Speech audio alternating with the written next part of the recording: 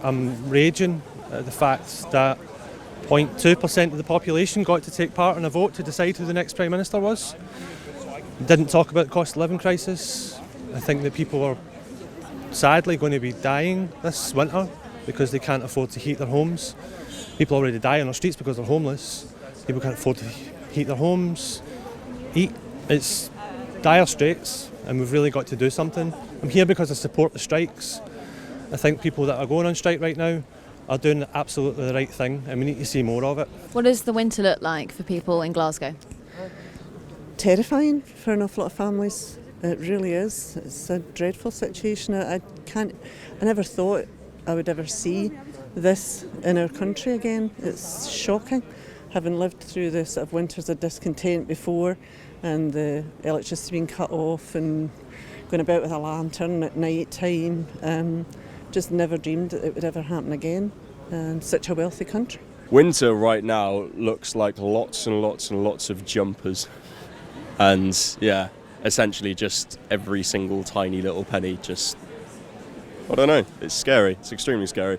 It'll be my second winter since I moved to Scotland, and it's like the only reason that I moved here, because I'm from the south of England originally, the only reason that I moved here is because however bad it may be in Scotland compared to especially the southwest of England and the south of England, it's infinitely more affordable here than it is there, and still it's completely unaffordable here. So yeah, it sort of tells you what the situation is like. I've never been politically engaged in a time when the Conservatives weren't in power. They've been here my entire life, and yeah, it's like a blindfolded child could tell you that, yeah, that's where the issues have come from. It was a joke when we were kids. I remember in the playground when we were 4 or 5 and Boris Johnson was getting, stuck up zip wires or whenever it was. That was a joke of it'd be really funny to have Boris Johnson for Prime Minister one day. And then the worst timeline happened. It's there was every single different possible thing that could have gone wrong went wrong. I don't know. I saw, it's not my words the other day, but I saw the other day, it's Britain's actually only had one Prime Minister in the last 40 years. It's Margaret Thatcher, and her ghost is just haunting us. Basically, every single pundit we've had since then has been basically a continuum of what she set in stone there. I don't know, it's all extremely dark, isn't it? The one thing I heard on the news today on the radio was that Liz Truss is going to make ordinary people pay for the cap. They're not going to make the companies that have been making billions and billions and billions of pounds, they're not going to make them pay. Why do we never discuss profits? Why do we never discuss obscene profits? It's always about how we can bear the brunt of crises in society, and I'm sick of it, and so are the hundreds of people that are snaking through this queue all the way back through waiting to hear. This is a Wednesday night in Glasgow city centre, and you've got a huge queue of people like this here because they're raging. Scotland's more progressive. We do have a more outward-looking society. People care about other people here.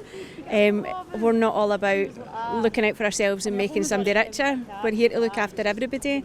And I see the effect of what's happening just now, day to day, within schools, within communities, and people are struggling already, and we're not even at the winter, so it is going to get worse.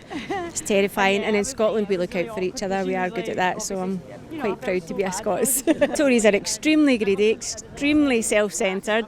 Not interested in any of the workers that are propping the country up. They're just looking out for their billionaire pals, patting each other on the back and giving each other positions of power just to stomp on the working class people, and it's not acceptable. What does the winter look like for you? For me, I'm probably in a more fortunate position than a lot of people that I work with. I'm not well off at all. We've made cuts already at home. It'll be cold. But like I say, I'm going to do my best to look out for the people that I work with. But my family will be okay. We will struggle. We won't be using our heating. It's just far too expensive. We'll be lucky to keep our fridge and freezer running. It's probably going to be quite dire for a lot of people. But I can't say I'm better off than a lot of people. But you're telling me that you're going to turn your heating off and you can keep the fridge running. That's still not a great place to be in. It's not, but I've seen people that are far worse off just now, and so in comparison I do look at myself and feel extremely lucky. People are genuinely really suffering at the moment, so if we don't get together as a collective and start to kind of come up with some solutions, then we're just at the mercy of, you know, a disaster capitalist government in London. I'm going to ask you a silly question. What do we need solutions to? We need solutions to an economy that's not working for the people. We need solutions to how people are working and still can't afford to pay for food and to get their kids a decent life. And you know, heating, obviously, at the moment. I run a community hall in a village in West Stirlingshire, and we're actually looking at trying to keep the hall heated all winter so that people aren't cold. I mean, how ridiculous is that in this, you know, energy-rich country in Scotland? Yeah, well, that's what we're looking to do. But during COVID, we pretty much got left on our own as well. So we're planning to, you know, if things get really bad, what can we do for our community? But we can't save everybody. That takes real interaction from government, and, you know, communities can only do as much as they can do. And it breaks your heart to think, you know, you can't actually solve everything, but communities all want to actually do something to try and, you know, help as many people as we can.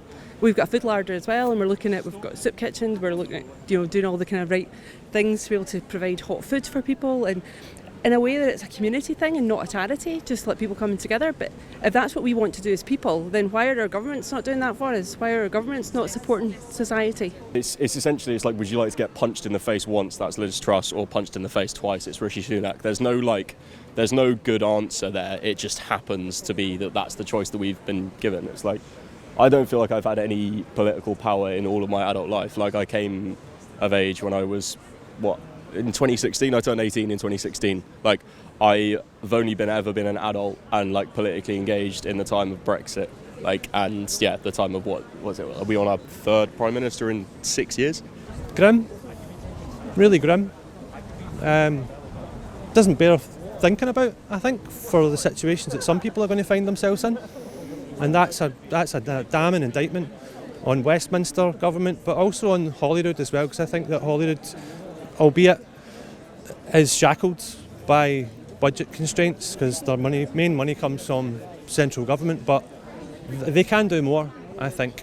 And I think that the Scottish Government could also be doing a bit more to use the limited powers that it does have to make those that can afford it pay a bit more. And I'm not just talking about people that are on a skilled worker's wage. I mean, we're talking about the super rich in society, the people that we've seen becoming multi-billionaires during the pandemic, when before the pandemic they were just billionaires. It can't go on like this. So the cost of living crisis, I think we all know what's going on there, don't we? Nobody can afford anything. We're all screwed. Simple as that. Tories need to be gone. I'm here to try and get rid of them. All the way up to a revolution if necessary. I'm willing to fight, and I hope other people are too.